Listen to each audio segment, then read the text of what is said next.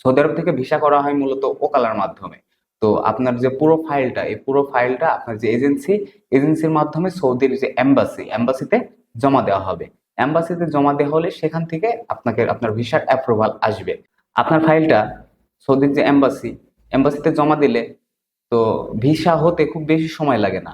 আপনি সাপোজ আজকে যদি জমা দেয় আপনার ফাইলটা, তো আপনি আজকে বিকেলের মধ্যে আপনি আবার আপনার ভিসা অনলাইন কপি পেয়ে যেতে পারেন।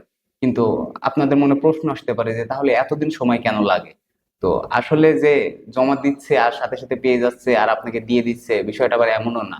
বাংলাদেশ থেকে মাত্র 2500 এজেন্সি আছে, যারা লাইসেন্সধারী 2500 এজেন্সি, যারা যারা সৌদি এম্বাসি যাদের কাছে আইডিয়া আছে, এবং এই 2500 এজেন্সি শুধুমাত্র আপনার ভিসা প্রসেসিং করতে পারে, সরাসরি ভিসা সৌদি এম্বাসি থেকে প্রসেসিং করতে পারে।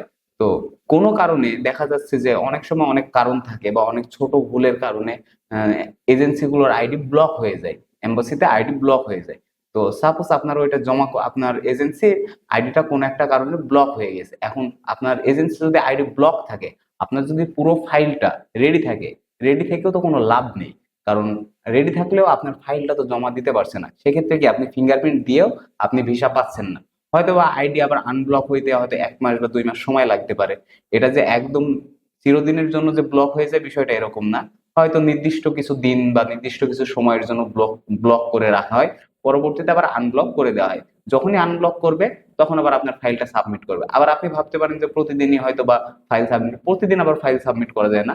সপ্তাহের একটি নির্দিষ্ট দিন থাকে যে ওই এজেন্সি এই দিনে ফাইলটি সাবমিট করতে পারবে। তো আপনার এজেন্সি যখন ফাইলটি সাবমিট করবে, বা আপনার এজেন্সির যদি আইডি আনব্লক থাকে, যে আপনার এজেন্সির আইডি ব্লক না আনব্লক আছে, তাহলে আপনার এজেন্সি সপ্তাহের যে নির্দিষ্ট দিনে তার ফাইল সাবমিট করার কথা আছে, সেই দিন যদি ফাইলটি সাবমিট করে, ফাইলটি সাবমিট করলে আপনি সেই দিন বিকেলে কিংবা পরের দিনে আপনার ভিসা পেয়ে যাবেন। আর যদি ব্লক থাকে সেক্ষেত্রে আপনি ভিসা পাবেন না। তাহলে আমি আপনাদেরকে হয়তো বা ক্লিয়ার করতে পারছি বিষয়টা, যে ফিঙ্গারপ্রিন্ট দিয়ে দেওয়া মানে যে ভিসা পেয়ে যাচ্ছেন এমন না। কারণ ফিঙ্গারপ্রিন্ট দিয়ে যদি আপনার এজেন্সির কোনো সমস্যা থাকে সৌদি এম্বাসির সাথে, সেক্ষেত্রে আপনার ভিসা পেতে দেরি হবে। আবার যদি সমস্যা না থাকে সেক্ষেত্রে আপনি খুব তাড়াতাড়ি বা একদিনের মধ্যে ভিসা পেয়ে যাবেন।